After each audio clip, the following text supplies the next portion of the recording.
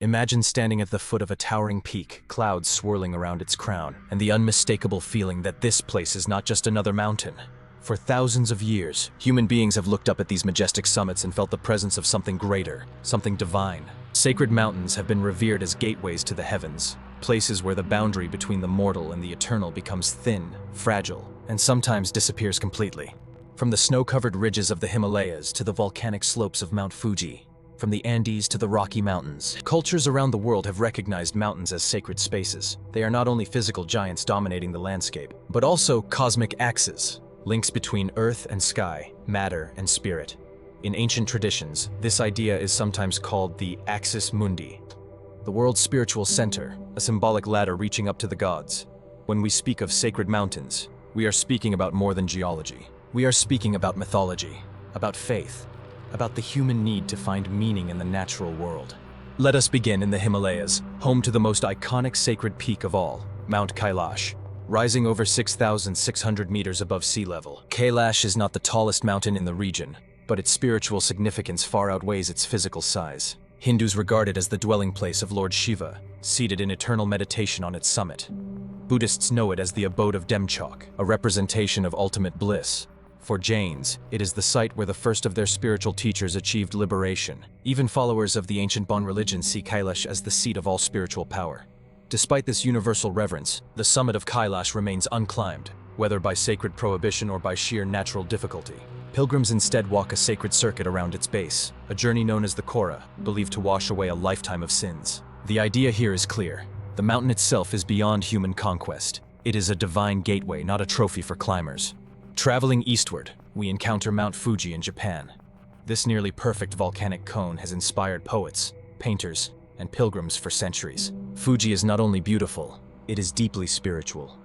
Shinto traditions regard the mountain as the dwelling of a powerful kami, or divine spirit. Buddhist monks once climbed its slopes seeking enlightenment, combining meditation with the raw physical challenge of the ascent. Even today, thousands climb Fuji each summer, beginning at night so they can watch the sunrise from its peak. That moment, when the sun bursts over the horizon, is considered sacred, a direct blessing from the heavens. Fuji's snowy crown, its fleeting cherry blossoms in the foreground, its reflection in tranquil lakes. This is not just a mountain. It is a symbol of Japan's soul. But sacred mountains are not confined to Asia. Let us cross to Africa, where Mount Kilimanjaro rises from the plains of Tanzania. Its snow-capped summit seems almost otherworldly above the savanna. Local Chaga traditions view the mountain as the home of ancestral spirits and a place of communion with the divine. Its glaciers, now tragically receding, were once seen as the breath of the mountain itself, a living presence overlooking the people below. Even Ernest Hemingway, who described Kilimanjaro as the house of God, recognized its almost mystical aura. And here too, as with other sacred peaks, the act of climbing is not merely physical. For many, it is a pilgrimage, a spiritual ascent mirroring the climb of the soul. In North America, indigenous peoples have long understood mountains as sacred beings in their own right. The Navajo describe 4 sacred mountains that define the boundaries of their traditional homeland: Mount Blanca in Colorado, Mount Taylor in New Mexico, the San Francisco Peaks in Arizona, and Mount Hesperus in Colorado. These peaks are not just geographic markers, they are guardians, each associated with a direction, a color, and a spiritual power. To the Navajo, the world itself is oriented by these mountains, and their mythology tells of how the holy people placed them to create balance and harmony.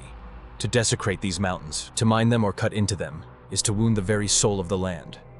The San Francisco Peaks, in particular, continue to be a site of conflict between indigenous reverence and modern development, reminding us that sacred landscapes are not relics of the past, but living traditions still under threat.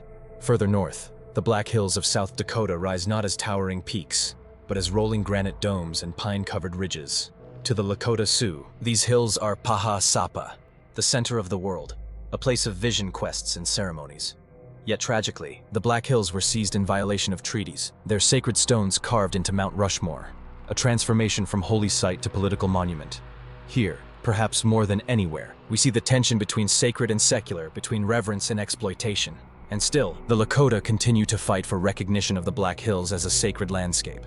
Now let us journey to South America, where the Andes stretch like a backbone across the continent. For the Inca, these mountains were alive, literally alive. They believed in Apus, mountain spirits that watched over villages, valleys, and people. The higher the mountain, the greater its power.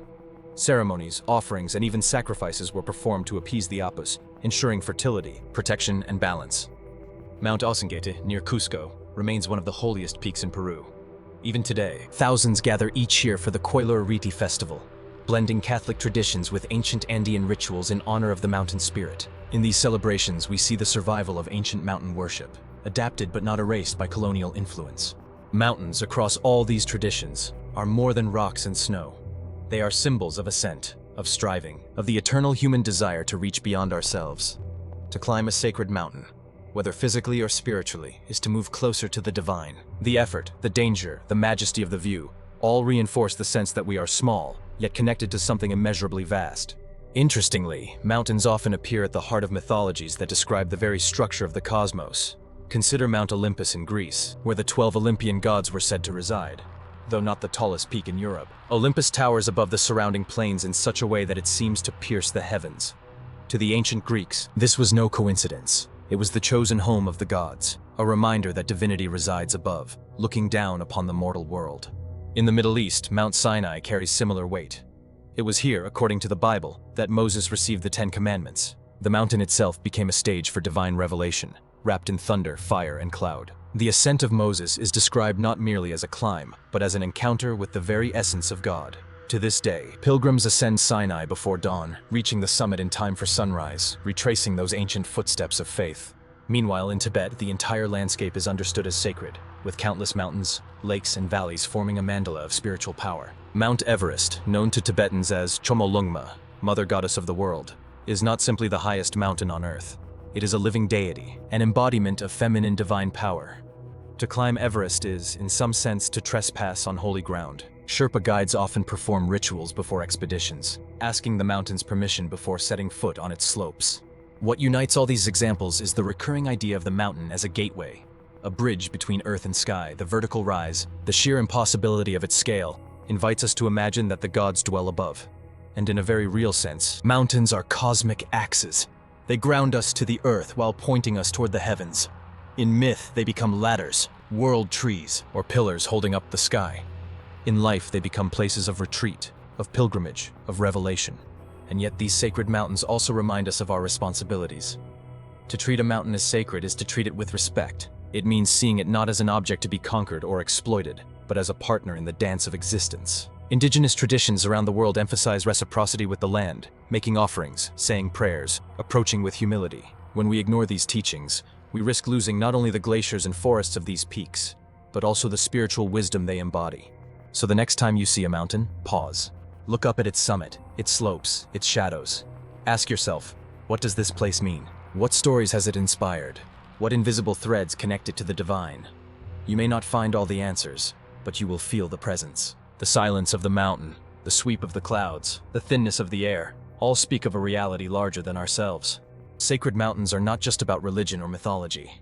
They are about the human need to orient ourselves in the cosmos. They remind us that the world has a center, an axis, a point of contact with the divine. They remind us that our lives, too, can be journeys upward, difficult, demanding, but ultimately leading us closer to truth, beauty, and transcendence. And perhaps in honoring the mountains, we learn to honor the earth itself.